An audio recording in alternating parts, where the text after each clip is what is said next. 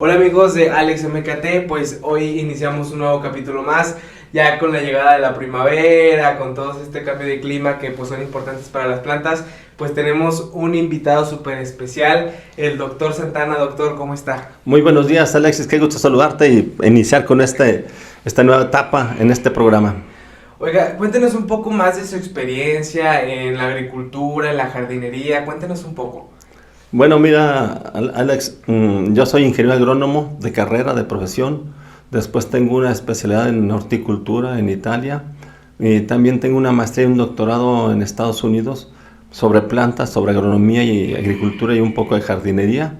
Ya en mi experiencia profesional he sido académico por mucho tiempo, pero tengo aproximadamente 20 años con experiencia en jardinería.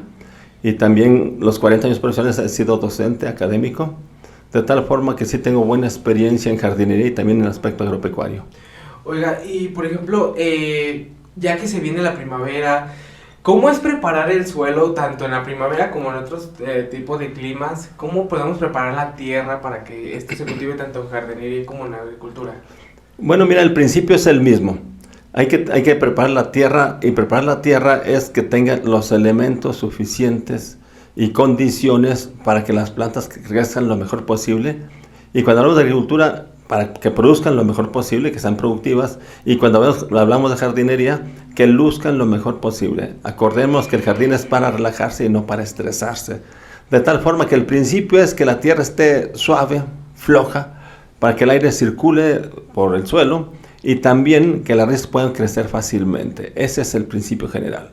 Y muchos hablan de diferentes tipos de tierra. ¿Qué elementos tiene que llevar la tierra para que pueda tener un buen fortalecimiento de la planta? Así es, mira, continúo con cómo prepararla. Para el caso del jardín, se debe aflojar alrededor de unos 15 centímetros mínimo, que es donde el nivel o profundidad de las raíces del césped y de muchas plantas. Si se puede 20 o 25 centímetros es mucho mejor. Pero sobre todo en algunas casas o algunas partes de jardín hay escombro, nomás en los últimos 5 centímetros ponen tierrita y abajo es puro escombro. Hay que tener cuidado de eso porque aunque el color se ve bien, el suelo se ve bien, no pueden crecer bien y cuando van creciendo ya crecen amarillas o se van secando. Entonces tiene que tener un suelo, les voy a decir lo siguiente, primero aflojarlo, y esto es casi en agricultura como en jardinería, que esté flojo. Para el caso de la agricultura, lo que se usa es el tractor. O si es muy poco, se usan los cultivadores manuales, pero con el tractor se va a arar y se va a rastrear, quiere decir voltear prácticamente la tierra para que esté suavecita, maleable y que la planta pueda crecer bien. Después de eso tiene que tener preferentemente un color oscuro. Si tiene un color oscuro quiere decir que tiene más nutrientes. Los suelos que son muy claros, muy blancos, tendiendo a blancos, son pobres en nutrientes. Busquemos suelos con colores oscuros, tanto en el jardín como en la agricultura.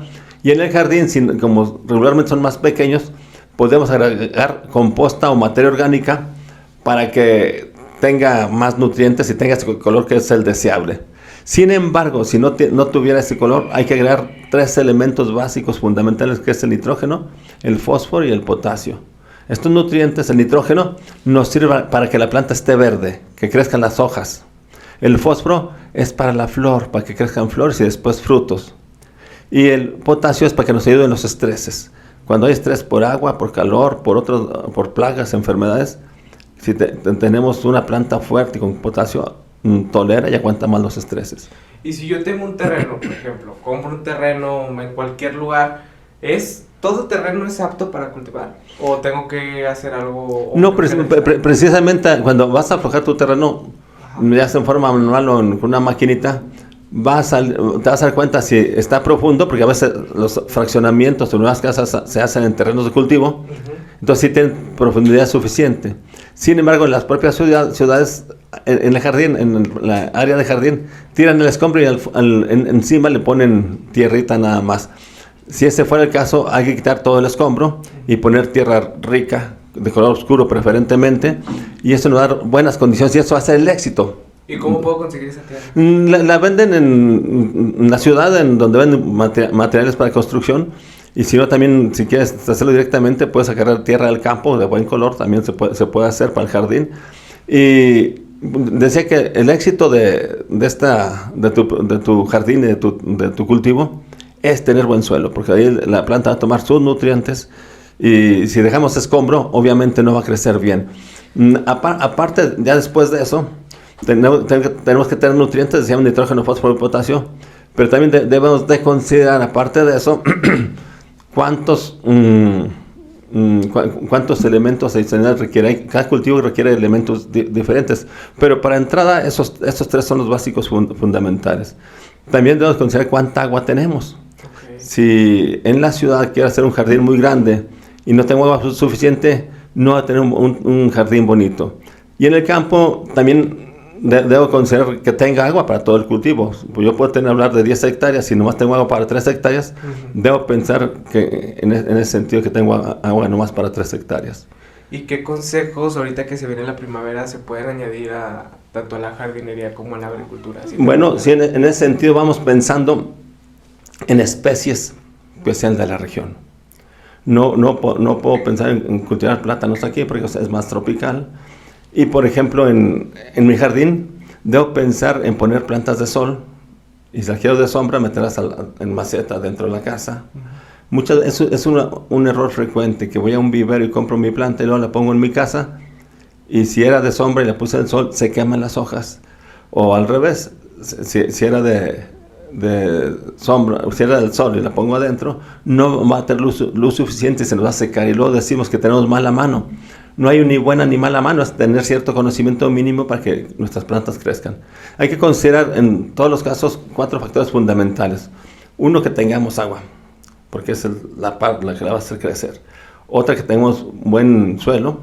Otra, que tengamos nutrientes, ¿sí? Y la otra, agua, suelo, nutrientes, y el otro que debemos considerar también y que es muy importante, pues el control de plagas y enfermedades. Siempre, así como el clima de primavera es bueno para nosotros, más calientito, y para el cultivo, también es bueno para las plagas, y también ya están preparando para comer. Sí. Entonces es muy importante que tengamos control de plagas y enfermedades, porque hay varias plagas que segurito se nos van a presentar. Y si quiero adentrarme a la agricultura, ¿qué debo de hacer? Bueno, mira, les voy a decir que no es tan fácil ser agricultor. De hecho, en el campo las personas, los jóvenes, están yendo a las ciudades y sacan un tanto solo el campo. Porque en el campo no tienes un horario. Si tienes vacas, tienes que ir el domingo a ordeñar. Las vacas también comen no saben de días festivos como este puente que tenemos. Sí, entonces, el primer problema es que tenga bien claro que no está tan fácil ser agricultor por estos detalles, pero lo que debes hacer primeramente es documentarte un poco sobre qué cultivo quieres. Si quieres un cultivo de maíz, frijol, o quieres tener borreguitos, vacas, y sobre la especie animal o vegetal que hayas escogido, documentarte un poco, porque tienes que conocer lo mínimo. Por ejemplo, cuándo se va a sembrar, o por ejemplo, si le pones en tiempo de invierno, probablemente haya problemas con las heladas y el cultivo se te muere.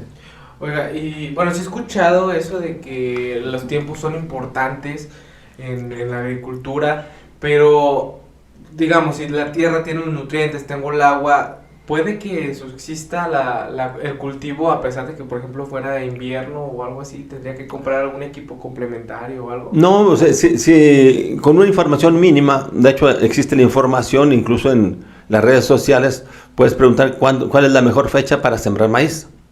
Pero te va a decir que pasando el frío. Si se te ocurriera, por ejemplo, ponerla en octubre, llega una helada y va a quemar, va a matar las plantas y el cultivo, entonces pues no vamos a tener lo que esperamos, forraje o grano. Pero sí hay información general casi en todas partes. Y obviamente si eres nuevo en eso tienes que preguntar también si la siembro por semilla o pongo una plantita. Porque por ejemplo la fresa ya se lleva la plantita, pero el maíz se lleva el granito. Si vas a poner granito de maíz, también que sepas qué tan profundo ponerlo, porque frecuentemente lo pones muy profundo y no sale. O muy superficial y se seca la tierra y también empieza a salir y ya no crece por falta de agua. Entonces, regularmente se habla que es alrededor de 4 veces su tamaño, esa es la profundidad que se debe poner.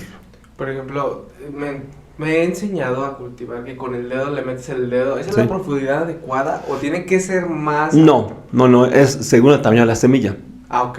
Por ejemplo, Sí. en el campo, estamos hablando Sí, del campo. estamos hablando del campo. Por ejemplo, el maíz, si el maíz mide como medio centímetro, hay que ponerlo a 2 centímetros. Si es una semillita muy chiquitita, como el eucalipto, o como el alpiste, que está muy chiquito y lo ponemos muy profundo, no alcanza a salir. Ujú. Entonces se supone que como una medida general es como 4 o 5 veces el tamaño de la semilla.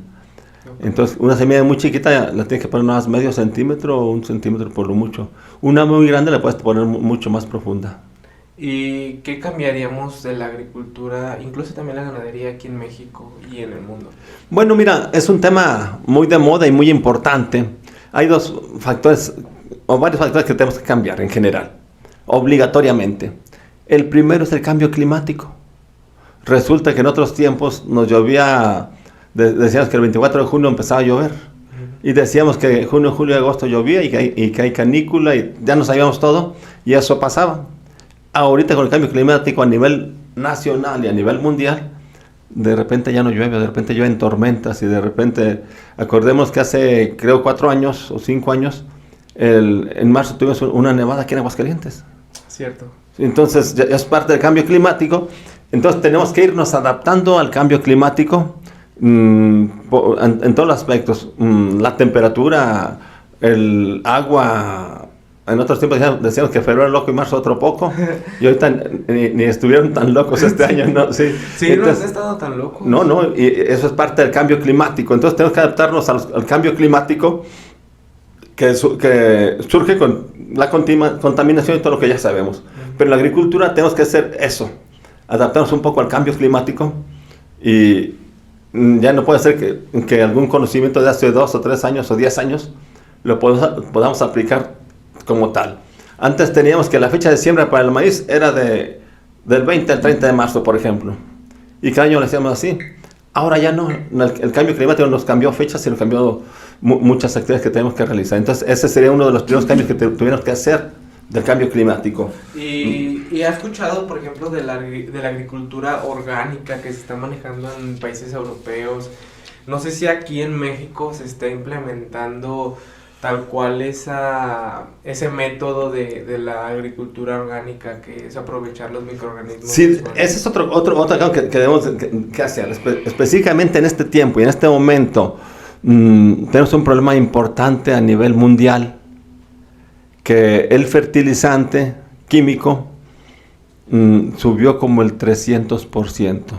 Cuando un costal de urea costaba como 400 pesos, ahorita anda arriba de 1,000 pesos. Esto en parte porque ha escaseado los fertilizantes. Rusia y Ucrania, que están en conflicto en este momento, son grandes productores de fertilizante. Adicionalmente con eso, de por sí la materia prima se ha estado escaseando y ha aumentado en forma importante, de tal forma que se espera un aumento en los precios de los alimentos, porque va a escasear más todavía el fertilizante. Entonces, la tendencia se tiene ahorita es ir al orgánico. Y como orgánico tenemos mucho potencial. Tenemos la composta normal que hacemos en la casa a veces para el jardín, pero también tenemos lombricomposta, que esa se produce en granjas donde se tiene una lombriz que prácticamente se está comiendo el suelo y lo está tratando con características muy buenas para el jardín y para la agricultura. Entonces, el aspecto de la agricultura orgánica es un aspecto con un gran potencial en este momento. Entonces, a los suelos hay que ponerles abono. ¿Abono de borrego? Ahora sí, el que tengamos, porque a nivel... ¿No contamina más que, por ejemplo, el fertilizante? ¿O qué contamina? No, de hecho no contamina. El abono orgánico mejora la textura del suelo, lo hace más poroso. Aparte, va liberando nutrientes, especialmente nitrógeno, en forma lenta. Por ejemplo, la urea, si ahorita la aplicas a un cultivo, en 3 días ya se desapareció. Porque una se evapora, otra se va a capas profundas y otra se consume por el cultivo, obviamente. Pero en 3 días, el pasto, el césped, cambia de color. Aplicamos urea y en 3 días ya está más verde. Pues entonces sirve más, por ejemplo, Es más rápido que el abono orgánico. Pero lo orgánico no solamente el abono. También, también hay productos que aplicamos como si fueran químicos, que no son químicos. Hay productos a base de ajo, a base de jitomate, a base de las hojas de jitomate, pero hay productos orgánicos que se pueden aplicar completamente sin ningún problema, que dan productos químicos. Incluso hay productos químicos que ya tienen una certificación como productos orgánicos. ¿Y con qué plagas debemos de tener más cuidado tanto en la jardinería como en la agricultura? Sabemos que en la jardinería, bueno, en casa es más fácil tener un control de plagas, pero no te afecta tanto como, por ejemplo, que vas a vender tu campo, ¿no? Tu fruto. ¿Qué podemos o qué debemos saber de cuál es la plaga y tener precaución sobre esa plaga y evitar que nos derrumbe económicamente y pues aquí en casa pues que no te afecte tanto? Sí, mira, esta pregunta te la voy a hacer porque es una pregunta, más bien una respuesta mucho más amplia. A ver. Pero para terminar con lo que cambiaría en la agricultura, dijimos que el cambio climático. Otro es reducir la contaminación. Creo que ahorita dije químicos que son orgánicos, pero no. Son productos que se aplican como si fueran químicos, pero que son orgánicos. Por ejemplo, hay productos a base de ajo, hay productos a base de chile, que ya los venden comercialmente en botes como si fueran químicos, pero en realidad son orgánicos y se pueden aplicar sin ningún problema. Entonces, lo comento esto porque también debemos reducir la contaminación precisamente de estos productos químicos. La contaminación por plásticos, la contaminación del suelo por tanto producto químico. Entonces, primero dijimos que el cambio climático. Ahora reducir la contaminación. Y la otra que es bien importante, usar la tecnología. Sí, eso es bien importante, que tenemos que adaptarla. Eso nos reduce los precios, eso nos mejora el cultivo. Y me refiero, por ejemplo, al uso de invernaderos, el uso de drones para la agricultura, y me refiero también y esto se llama tecnología 4.0. Hay que usar la tecnología 4.0, ya hay muchos robots que nos pueden ayudar en todas las actividades agropecuarias, tanto para los animales como para la agricultura, los cultivos agrícolas, unos para deshiervar, ya no tiene que ir uno con la mano. Hay robots que van seleccionando las plantas que van a sacar. Ya tiene una cámara y detectan, se le puede programar y decirle esta no y todas las demás corta, o estas 2 o 3 no las toques y todos los demás se lo lleva parejito. Pero también están los drones, ya se fumiga con drones en un invernadero. Eso ya es usual ahorita. Aquí mismo en Aguascalientes hay muchas empresas que rentan o dan servicio con drones. Y en lugar de ir uno manualmente o poner tuberías dentro del invernadero, va el dron con un depósito del producto, que puede ser un nutriente, no tiene que ser algo químico, puede ser un nutriente, y va y recorre todo sencillamente y regresa a su lugar y se va a otro invernadero y a otro lugar y otro lugar y otro lugar en la misma plantación, de tal forma que esa es parte de la tecnología 4.0 que ya ahorita está tomando gran impulso. Pero de por sí, aunque no sea la 4.0, sí debemos utilizar la tecnología para incrementar la producción. Cada día el mundo nos está demandando más y más comida y tenemos que irnos preparando. Creo que sí hay un potencial para producir más, pero tenemos que ser mucho más eficientes y más productivos. Entonces es parte de lo que cambiaríamos en la agricultura. Repito, entonces sería el cambio climático, adaptarse al cambio climático, sería el otro punto. Reducir la contaminación, que tenemos muchísima, ya todo es desechable, y entonces reducir la contaminación. Otro, usar la tecnología actual para hacer un buen cultivo, para trabajar bien el suelo, para aplicar nutrientes. Entonces usar la tecnología actual. Y el otro es que eso nos ayuda a adaptarnos al cambio climático, usar la tecnología 4.0 porque es más adaptable a los cambios más rápido. Y bueno, ya cambiando de tema, lo de la tecnología me sorprendió porque es importantísimo ya trabajar en conjunto con ese tema de la tecnología, porque aquí, no sé en México si ya estemos como muy desarrollados, pero yo he visto en Alemania, que es un país muy productivo, y también Francia, que es uno de los países que también pues se dedica más a la agricultura. He visto que ya hay mucha variedad de tecnología. Y aquí en México, no sé, yo casi no he visto... Fíjate que el uso de los drones ya es muy utilizado. Ajá. Este ciclo anterior, del 2021, llovió bastante. Y no podían entrar los tractores a deshiervar y a cultivar y a aplicar productos. Y entonces se usaron mucho los drones y se estaba aplicando arriba en aplicaciones foliares y se extendió en una forma importante, en forma extensiva en este 2021. Pero poco a poco van funcionando. Yo te voy a decir un ejemplo. Yo puedo estar aquí así y tengo un sensor allá en la sierra donde tengo vacas y tengo una cámara. Y entonces yo marco un número, una clave, y en ese momento se abre el comedero. Allá en la sierra. Y sin necesidad de... Así es. Y yo estoy viendo en la cámara que ya se está arrimando el ganado. También puedo abrir para que entren a tomar agua. Entonces, esa es la tecnología que no tengo que ir yo y gastar en gasolina, sino va a ser a darles comer. Y en otros tiempos tengo que mandar a una persona o ir yo personalmente ya a darles comer y abrir. Y si tengo todo automatizado ya, aquí puedo estar viendo con el cámara que se abrió bien el compartimiento, que está fluyendo el agua, que está arrimando el ganado y no tengo que ir. Entonces esa automatización que ya existe, la debemos de utilizar para bajar los costos y aumentar la producción. Lo que más se está usando ahorita son los drones. Casi los drones se usan para todo, para muchas cosas en la agricultura ahorita. ¿Y no es importante capacitar también al agricultor para que pueda implementar esos drones para él? O sea, sin la necesidad de contratar una empresa externa. Bueno, lo que pasa es que es caro el dron. De tal forma que si un dron te cuesta $500,000 de pesos y tienes 3 hectáreas, pues no es rentable. Entonces, y te cobran 500 pesos por hectárea y compras un dron, el medio es que 500,000 pesos. Pero compras uno para tus hectáreas y te cuesta 300,000 pesos, no lo vas a recuperar tan pronto.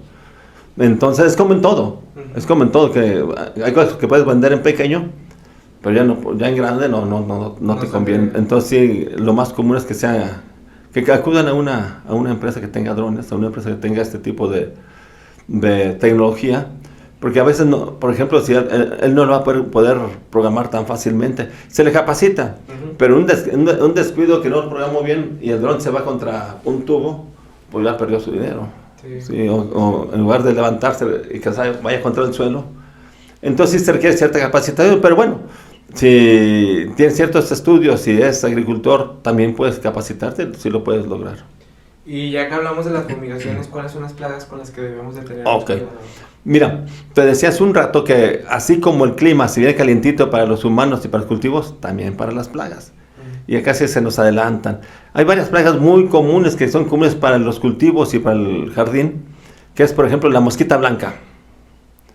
Y otro es el pulgón, casi de cajón, esos van a estar. Unos trips también son muy comunes. Y hablando del jardín, cuando hay mucha humedad, porque estamos regando 2 o 3 veces por día y en algunos rincones se mantiene la humedad, tenemos caracoles, que también muerden las hojas y consumen plantas. También en las plantas de jardín, en las plantas de cultivo agrícola, hay arañas. Por ejemplo, la araña roja, que se afecta a cultivos como la fresa, pero también en el jardín llega a muchas especies y no las vemos, tan pequeñitas no las vemos. Pero ya con cierto conocimiento decimos, esa es araña roja, y aplicamos con un acaricida y podemos controlar. Lo mejor es preventivo. Si tenemos una planta sana, te aguanta muchas cosas. Dentro de las plagas, ahorita lo comento porque dentro de las plagas que tenemos, una importante es la gallina ciega. La gallina ciega es un gusano que se come las raíces del césped y de los cultivos. Si tengo un césped y no estás, que tiene una raíz muy pequeña y va este gusano y se come las raíces, arriba el pasto se muere y no lo vemos nada. Está abajo el gusano. Pero si tengo un césped que tengo una raíz así como un estropajo, mucha raíz de unos 10 centímetros, llega el gusano y le das 3 mordidas y ni cosquillas le hace. Pero si está con una raíz muy pequeña y débil, con 3 mordidas mata la planta. La gallina ciega es una plaga muy común en todos los cultivos, tanto de jardín como de campo.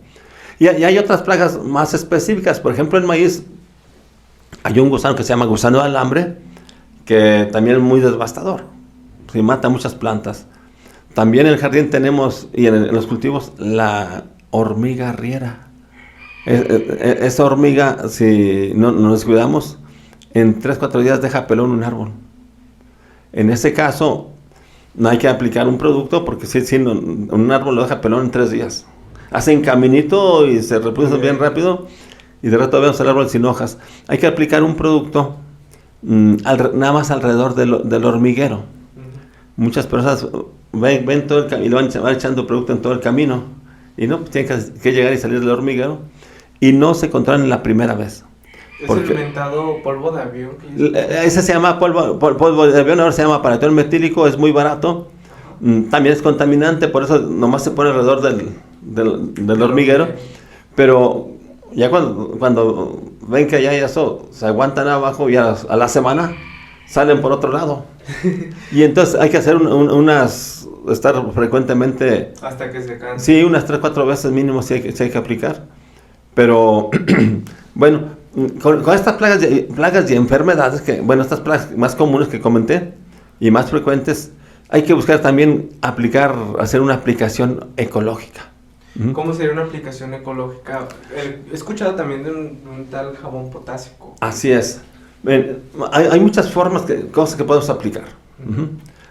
Si estamos en invierno, hasta un simple papel de color amarillo o azul fuerte que atrae las plagas, y se le pone un adhesivo, a veces hasta se le pone miel, pero se le pone algún gel. Entonces este color atrae a las plagas y se pega en el papel. Eso es más sencillito. En el jardín y en otros cultivos, el jardín principalmente se aplica agua con jabón. El pulgón es muy fácil de controlarse, eliminarse poniendo agua con jabón. Más o menos ponemos una cucharada o 2 cucharadas de jabón en polvo, o también del enjuague para ropa. Este enjuague se supone que penetra entre las fibras de la ropa, y esto quiere decir que también este enjuague, porque algunos insectos se cubren con telaraña o tienen una cubierta, a veces hacen con una conchita arriba que se llama escama, y entonces resbala el jabón. Pero se supone que si usamos un enjuague para ropa, penetra más y entonces ya lo elimina. Y ese no contamina. Pero también hay unos productos comerciales. Hay uno que se llama Biocrack, que es a base de ajo.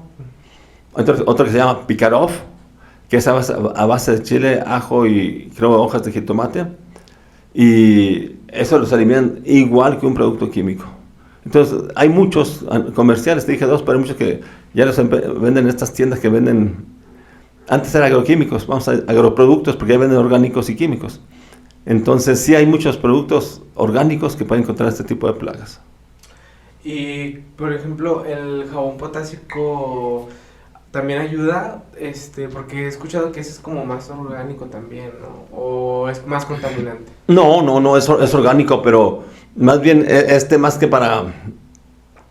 para control de plagas, se usa para control de plagas, pero más está casi como nutriente del potasio que estamos. Y podría ser preventivo también. También puede ser preventivo. Todos los elementos los materiales que nos dijo ahorita pueden ser preventivos también, los puedes utilizar aunque no tengas plagas. Claro, pero como tienes que ver, si eres principiante también de la agricultura, tienes que ver qué especie vas a poner, cuánto te va a producir, cuánto le vas a gastar, y si va a ser negocio o no. Entonces, a ver, o voy a gastar 5,000 para prevenir, no tengo ninguno, voy a tirarme dinero. ¿Y cómo puede ser negocio? Bueno, pues tú dices, por ejemplo, una cosa importante, ya que siembras tu cultivo o lo plantas, ya tienes comprador.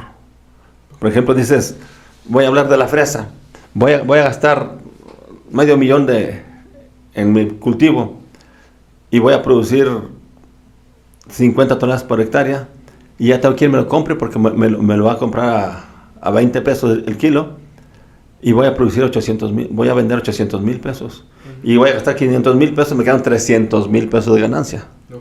Si lo cultivo, pues ya cuando lo tengo listo, no hay quien me lo compre, en lugar de ganar le voy a perder, porque la fresa dura muy poquito tiempo. Okay. O sea, en cuanto ya esté madura, ya tiene que ir el... Ya tengo que tener el comprador. Porque si no, 2-3 días se me va a podrir. Okay. Y si no, tengo que meterle un refrigerador. ¿Pero para meter todo eso? Pero sí hay. ¿Sí hay? Sí, pues mucha de esa fresa se exporta a Estados Unidos y se exporta en camiones, en trailers con refrigerador. Entonces, van refrigeradas en el camino. Si no se pueden transportar sin refrigerador, porque se podría en el camino. Entonces, tú como agricultor tienes que ver que tu negocio sea rentable. Si tuvieras borregos, tienes que saber cuántos borregos tienes, cuántos van a comer por día. Porque si ahorita tus borregos ya están para venderse y te van a dar 5,000 pesos por cada borrego, y no hay quien te los compre, les tienes que seguir dando comer y de comer y de comer y de comer. Y entonces es gasto y le vas a perder. Entonces, como agricultor nuevo, tienes que ver qué vas a poner y que realmente sea rentable, que sea costeable. Eso es importante. Si no tienes quien te compre tus borregos, van a ir comiendo cada día y lo que iba a ser ganancia ya al rato les sales poniendo. Entonces es un punto, regresando a lo que me preguntabas, también si tengo mi cultivo de fresa o tengo mi jardín y no hay ninguna plaga, y digo voy a aplicar preventivamente, probablemente estés perdiendo tu dinero, porque a lo mejor el clima por el clima ese año no vas a tener esa plaga, y estás tirando tu dinero. Se hace un muestreo y dice, ya vi que en una hoja que ya tiene 1 o 2 insectitos de esto, ahora sí. No me espero que sea un problema. En cuanto lo detecte, ya empiezo a aplicar. Okay. Pero si no detecto nada, no aplico porque a lo mejor tiro mi dinero. Okay. ¿Y qué materiales o materia prima que no conocíamos para que nos ayude a fortalecer las plantas, tanto en jardinería como en agricultura? ¿Cuáles existen? ¿Cuáles hay en el mercado o dónde los podemos conseguir? En realidad sí hay muchos. Todos los días se generan nuevas variedades. Yo te voy a decir que esto es una novedad, pero hace unos días fui a un invernadero donde producen 40 toneladas de frijol en el invernadero. 40 toneladas. Cuando por fuera, a campo, se producen 3 o 4 toneladas. Y en ese por año. Y en ese invernadero, en 3 ciclos, porque como es invernadero no le afecta el frío, se hacen 3 ciclos. En esos 3 ciclos producen 40 toneladas de frijol. ¿Y está grande el invernadero? Es por hectárea. Okay. O sea, si el invernadero tiene media hectárea, se hace la conversión. Si tiene 5 hectáreas, pero la referencia es por hectárea. Entonces, 40 toneladas por hectárea es muchísimo. Y entonces, sí hay muchas cosas nuevas que nos permiten incrementar los rendimientos, incrementar la calidad, y que es una excelente opción para aprovecharla. Bueno, Doc, déjenos sus redes sociales para que lo sigan, para que lo busquen, su WhatsApp.